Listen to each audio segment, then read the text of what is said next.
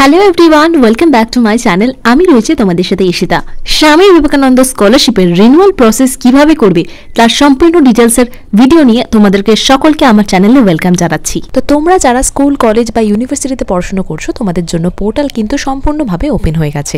তোমরা এখনো পর্যন্ত যারা ফ্রেশ অ্যাপ্লিকেশন করনি বা রিনিউয়াল অ্যাপ্লিকেশনের জন্য করনি, কিভাবে অ্যাপ্লিকেশন করবে তা বুঝতে পারছো না, তার জন্য কিন্তু আজকের এই ভিডিওটা। পুরো প্রসেসটাই কিন্তু তোমরা অনলাইনে ঘরে বসে নিজেদের স্মার্টফোনের মাধ্যমে করতে পারবে। আমি ফ্রেশ অ্যাপ্লিকেশনদের জন্য কিভাবে তোমরা অনলাইনের মাধ্যমে নিজেদের ফোনকে কাজে লাগিয়ে অ্যাপ্লাই করবে সব প্রসেস স্টেপ বাই স্টেপ দেখিয়ে দিয়েছি। তোমাদের মধ্যে কেউ যদি হয়ে থাকো ফ্রেশ ক্যান্ডিডেট, তোমরা কিন্তু ইজিলি চেক করতে পারো, লিংক ডেসক্রিপশন বক্সে পেয়ে যাবে। তো চলো ভিডিওটা শুরু করা যাক। তার আগে তোমরা যদি আমার চ্যানেলে নতুন হয়ে থাকো, অবশ্যই চ্যানেলটিকে সাবস্ক্রাইব করে পাশে থাকা বেল আইকনটিকে অন করে রাখো, যাতে পরবর্তী ভিডিওর আপডেট খুব সহজেই পেয়ে যাও। তো এই স্বামী বিবেকানন্দ স্কলারশিপের রিনিউয়ালে অ্যাপ্লাই করার জন্য তোমাদের কি কি ডকুমেন্টস লাগবে সেটা আগে দেখে নাও। তো এখানে দেখতেই পাচ্ছ তোমাদের ডকুমেন্টসের জন্য কিন্তু তোমাদের প্রিভিয়াস ইয়ার অর্থাৎ লাস্ট যে পরীক্ষায় তোমরা পাশ করেছো সেই পরীক্ষার রেজাল্টটা লাগবে, এবং তার সাথে পরবর্তী যে ক্লাসে ভর্তি হয়েছো অর্থাৎ স্কুল লেভেলের জন্য তোমরা এখন ক্লাস 12 এ নতুন ভর্তি হয়েছো, সেই ক্লাস 12 এর অ্যাডমিশন রিসিপ্ট বা ভর্তির যে স্লিপটা, সেই স্লিপের একটা ডকুমেন্টস তোমাদের লাগবে। শুধুমাত্র এই দুটো ডকুমেন্টস দিয়ে অর্থাৎ লাস্ট পরীক্ষার রেজাল্ট এবং অ্যাডমিশন রিসিপ্ট অর্থাৎ কারেন্ট যে কোর্সে তোমরা পড়াশোনা করছো সেই কোর্সের অ্যাডমিশন রিসিপ্ট দিলেই কিন্তু তোমরা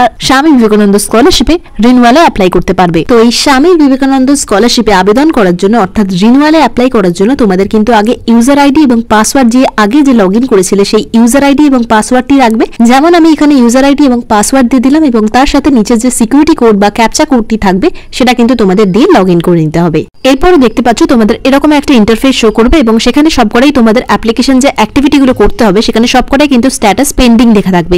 এই সবকটাই ফর্ম কিন্তু তোমাদের ফিল আপ করতে হবে। কিভাবে ফিল আপ করবে দেখে নাও। সাইডে যখন যাবে এখানে দেখতে পাবে ড্যাশবোর্ড অপশন রয়েছে, এবং সেখানেই দেখতে পাবে এডিট রিনিউয়াল অ্যাপ্লিকেশন। সেখানে ক্লিক করে দেওয়ার পর তোমাদের আগের যে সম্পূর্ণ ফর্মটি জমা দিয়েছিলে বা আগে যে যে তথ্যগুলো দিয়েছিলে সেই তথ্যগুলো কিন্তু তোমরা সরাসরি দেখতে পেয়ে যাবে। এরপরে যেটি লাগবে সেটা হচ্ছে বাংলার শিক্ষার আইডি। এটি কোথা থেকে পাবে? এটি তোমরা যে স্কুলে বা যে ইনস্টিটিউশনে পড়াশোনা করো সেখানে গিয়ে বললেই তারাই কিন্তু তোমাদের টিচাররাই কিন্তু বাংলার শিক্ষার আইডিটা তোমাদেরকে দিয়ে দেবেন। তো যেমনটা দেখলে আমিও বাংলার শিক্ষার আইডিটা দিয়ে দিলাম, এটা স্কুল থেকেই তোমরা পেয়ে যাবে। তারপরে দেখতে পাচ্ছ ব্যাংকের ডিটেলস রয়েছে। ব্যাংকের ডিটেলস তোমরা যখন ফ্রেশ অ্যাপ্লিকেশন করেছিলে তখনই কিন্তু তোমরা দেওয়া থাকবে। তোমরা যদি পরিবর্তন করতে চাও এখান থেকে কিন্তু ব্যাংক ডিটেলস ইয়েসে ক্লিক করলে তোমরা কিন্তু ব্যাংকের ডিটেলস এখানে কিন্তু সরাসরি চেঞ্জ করতে পারবে। এরপরে যেটা তোমাদের দিতে হবে details of qualifying public examination, অর্থাৎ লাস্ট কোন ইয়ারে তোমরা পাস আউট করেছো বা কোন পরীক্ষা দিয়েছো, সেটা কোন বছরে দিয়েছো সেটা তোমাদের এখানে সিলেক্ট করে নিতে হবে, এবং কোন স্কুল থেকে পড়াশোনা করছো বা কোন স্কুল থেকে পরীক্ষা দিয়েছো সেই স্কুলের নামটা এখান থেকে সিলেক্ট করে নেবে।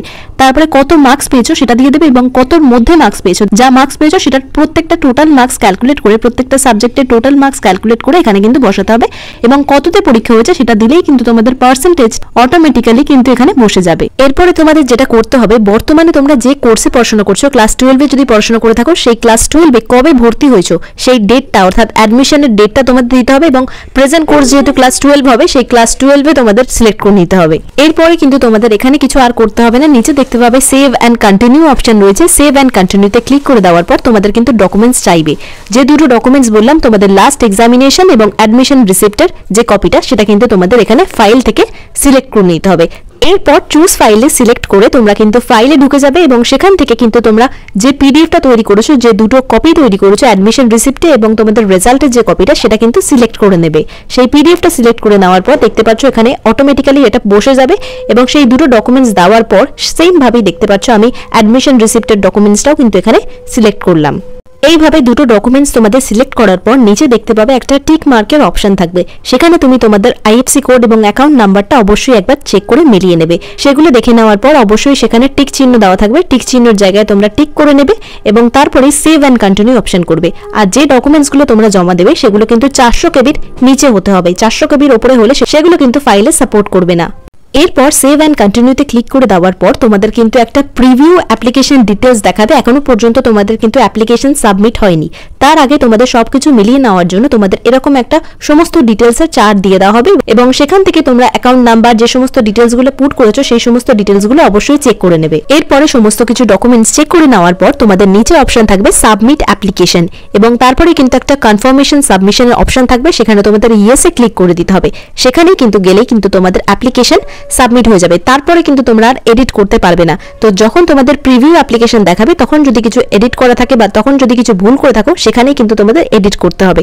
একবার অ্যাপ্লিকেশন সাবমিট হয়ে গেলে তোমরা কিন্তু আর কিছু এডিট করতে পারবে না। এবং এরপরে অ্যাপ্লিকেশনে গেলে তোমরা দেখতে পাবে প্রত্যেকটাই ফর্ম তোমাদের কিন্তু ডান হয়ে গেছে। যেখানে পেন্ডিং লেখা ছিল এখন কিন্তু সেখানে তোমাদের ডান বলে লেখা থাকবে। এবং নিচে স্ট্যাটাসে তোমরা দেখতে পাবে অ্যাপ্লিকেশন সাবমিটেড, অর্থাৎ তোমাদের অ্যাপ্লিকেশন কিন্তু জমা পড়ে গেছে। এরপরে কিন্তু স্ট্যাটাস পরিবর্তনের মাধ্যমে তোমাদের কিন্তু অ্যাপ্লিকেশন অ্যাপ্রুভড হবে, ভেরিফাই হবে এবং তারপরে কিন্তু তোমরা অ্যাকাউন্টে টাকাটা পেয়ে যাবে। আরো একটা কথা বলে রাখি, যখন তোমরা সাবমিট করবে ফাইনাল সাবমিশনের পরে উপরে কিন্তু দেখতে পাবে যে ডাউনলোড অ্যাপ্লিকেশন ফর্ম, এবং ডাউনলোড অ্যাপ্লিকেশন ফর্মের মাধ্যমে তোমরা কিন্তু যেমনটা দেখতে পাচ্ছ স্ক্রিনে এরকম একটা ফর্ম শো করবে এবং সেটি তোমরা যে স্কুলে বা যে ইনস্টিটিউশনে পড়াশোনা করছো সেখানে গিয়ে কিন্তু তোমাদের জমা দিতে হতে পারে। এই ফর্মটা অবশ্যই কিন্তু তোমরা ডাউনলোড করে রাখো। ফ্রেশ এবং রিনিউয়াল সবাইকে কিন্তু এই ফর্মটা ডাউনলোড করতে হবে অ্যাপ্লিকেশন করে নেওয়ার পর।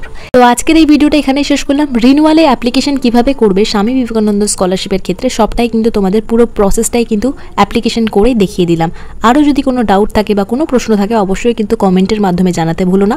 তো আজকের এই ভিডিওটা এখানেই শেষ করলাম। পরবর্তী ভিডিওর জন্য চ্যানেলে অবশ্যই সাবস্ক্রাইব করে রাখো। আর ভিডিওটা যদি একটু হলেও হেল্পফুল বলে মনে হয় অবশ্যই একটা ছোট্ট লাইক করে তোমাদের বন্ধুদের সাথে অবশ্যই শেয়ার করে দিও।